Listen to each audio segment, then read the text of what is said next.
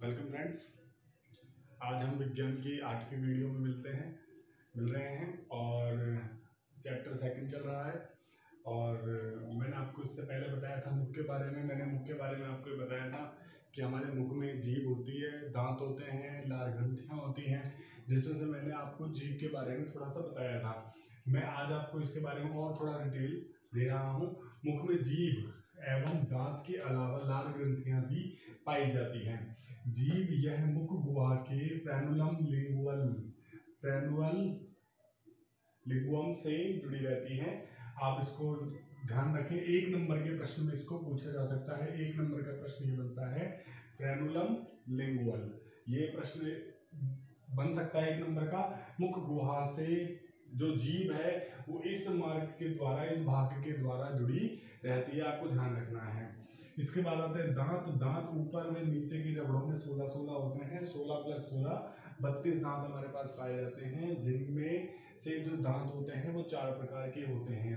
सबसे पहले आता है इंसाइजर भी बोलते हैं, कृतक दांत बोलते हैं, रत्नक यानी कैनाइल्स, और अग्रचवर्णक यानी प्रीमोलर्स, चवर्णक यानी मोलर्स। जो सबसे पहले हमारे दांत आते हैं, छोटे बच्चे के 6 महीने की अवस्था में जो दांत आ जाते हैं वो होते हैं हमारे इंसाइजर दांत बोलते हैं। इनको सबसे आगे उपस्थित होते हैं, कुतरने व काटने के काम आते हैं, कार्य करते हुए। ये मोस्ट है, ये बोर्ड के पेपर में आया हुआ प्रश्न है। 2019 में ये प्रश्न आया हुआ है, 2018-19 में ये प्रश्न आया हुआ है कि कृतक दांत जो होते हैं यानी कौन से दांत हैं जो कुतरने में हेल्प करते हैं। इसके बाद आता है रदनक दांत, जिसको कैनाइल बोलते हैं, चीरने फाड़ने का काम करते हैं। मांसाहारी जीव जो होते हैं उनके दांत ज़्यादा स्ट्रॉन्ग होते हैं।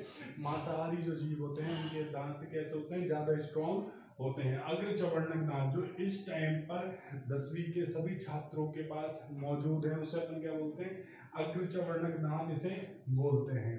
ये भोजन को चबाने में मदद करते हैं। ये सारे दांत ये तीनों प्रकार के दांत 10वीं के छात्रों के पास, जिनकी उम्र 14-15 साल होती है, 15-16 साल होती है, उन सबके पास ये होते हैं। अंतिम समय में यानी करीबन जब अपन 18 साल के हो जाते हैं तो उस टाइम पे हमारे पास मोलर दांत और आ जाते हैं, जिन्हें हम अक्कल दांत भी कहते हैं, जो भोजन को चबाने का ही कार्य करते हैं, परंतु ये भोजन को और अधिक पीसने का काम करते हैं।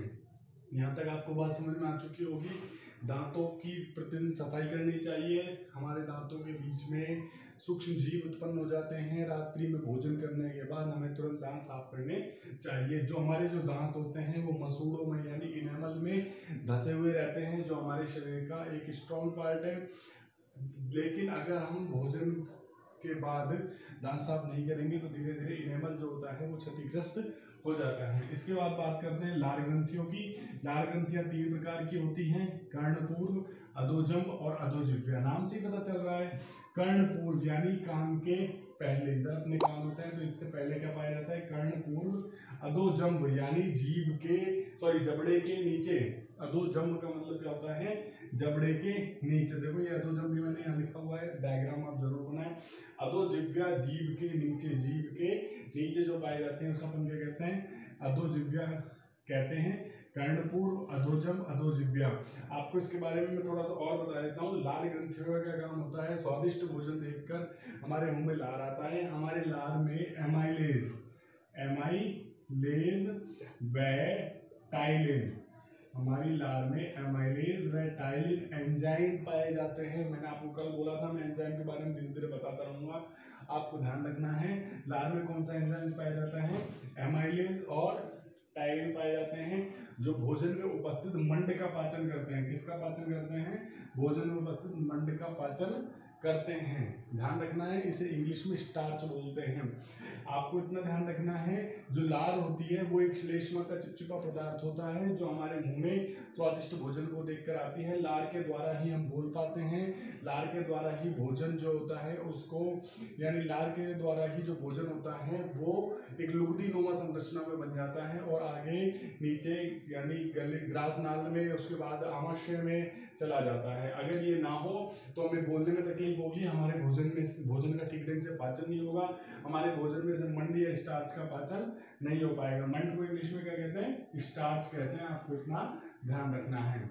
अच्छा, आज मैंने जो आपको जो छोटा सा टॉपिक पढ़ाया है, इसके लिए मैं आपको थोड़ा सा एक होमवर्क भी देता हूँ। पाचन तंत्र को परिभाषित करिए। इससे पहले वाले टॉप जो मैंने आपको वीडियो दिया था उसमें पाचन तंत्र के बारे में मैंने आपको बताया था। और अधोजंब लार ग्रंथि कहाँ पाई जाती है, अभी थोड़ी देर पहले बोला था। अधोजंब नाम से ही स्पष्ट हो रहा है सारे के सारे, कर्णपूर्व कान से पहले, अधोजंब जबड़े के नीचे, और अधोजिह्वा यानी जीभ के नीचे जो लार ग्रंथियां पाई जाती है उन्हें हम इस प्रकार से विभाजित करते हैं। ठीक है, आप इनको इसी प्रकार से निरंतर पढ़ते रहिए और अपने खाली समय का जरूर फायदा उठाते रहिए। थैंक्स।